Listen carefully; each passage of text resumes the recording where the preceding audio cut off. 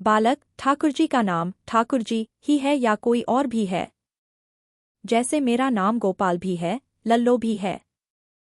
स्त्री, हाँ बेटा, तुम्हारे तो दो ही नाम हैं मगर उनके हजारों नाम हैं। बालक, सबसे बड़ा नाम उनका कौन है? स्त्री, लक्ष्मीनाथ।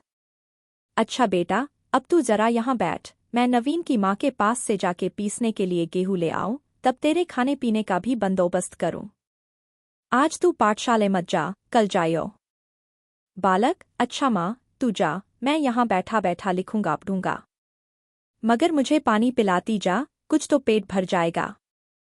स्त्री की आंखें अच्छी तरह डबडबा आई, मगर उसने जल्दी से आंखें पोंछ डाली जिससे गोपाल को मालूम न हो और पानी पिलाकर घर के बाहर निकल गई। संध्या होने में अभी 2 घंटे की देर है। कलकत्ते के बाजारों की रौनक पल पल में बढ़ती जाती है और बाजारों को छोड़कर हम अपने पाठकों को उस बाजार में ले चलते हैं जिसकी दोनों मंजिलें सैरतमाशे के शौकीनों के दिल में ठंडक देने और मंचलों की झुकी हुई गरदनें ऊपर की तरफ उठा देने वाली हैं। इसी बाजार में हम एक दोहरे टपवाली लैंडो फिटिन जिसके आगे बैलों की जोड़ी जुती हुई है धीरे धीरे जाते देखते हैं।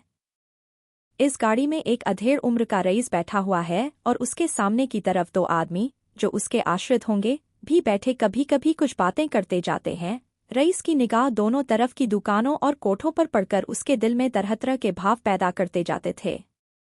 अकस्मात उस रईस की निगाह एक बालक के ऊपर जा पड़ी जो सड़क के किनारे पर रखे हुए एक लेटर बक्स के अंदर चीटी डालने का उद्योग कर रहा था, मगर उसके मुंह तक हाथ न जाने के कारण वह बहुत ही दुखी होकर तरह तरह की तरकीबें कर रहा था।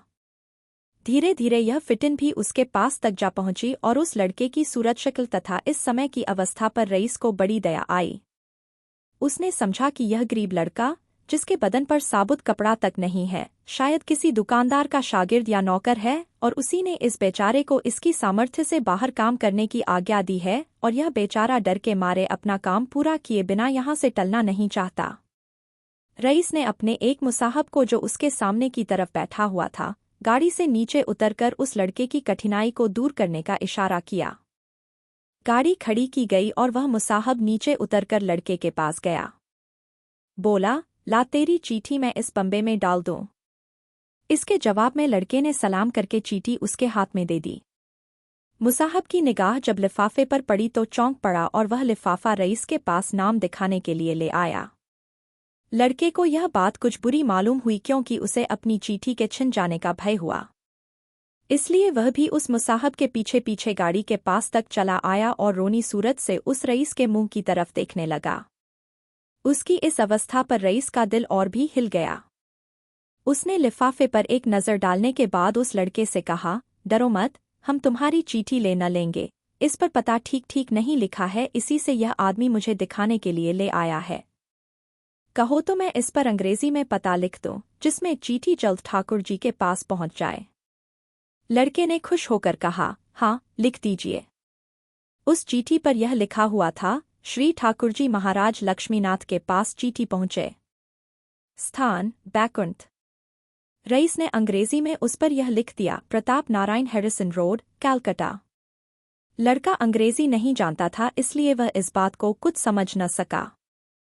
इसके बाद रईस ने उस लड़के से, जो बातचीत करने में बहुत तेज और ढीठ भी था, पूछा, तुम्हारा मकान कहाँ पर है? लड़का, हाथ का इशारा करके, उस तरफ, बड़ी दूर है। रईस, प्यार से उसका हाथ पकड़ के, आओ हमारी गाड़ी पर बैठ जाओ, हम तुम्हें तुम्हारे घर तक पहुंचा देंगे। लड़का गाड़ी पर सवार हो गया। रईस ने उसे अपने बगल में बैठा लिया। गाड़ी पुनः धीरे धीरे रवाना हुई और रईस तथा उस लड़के में यूं बातचीत होने लगी। रईस, यह चीठी तुमने अपने हाथ से लिखी है? लड़का, हाँ। रईस, किसके कहने से लिखी है?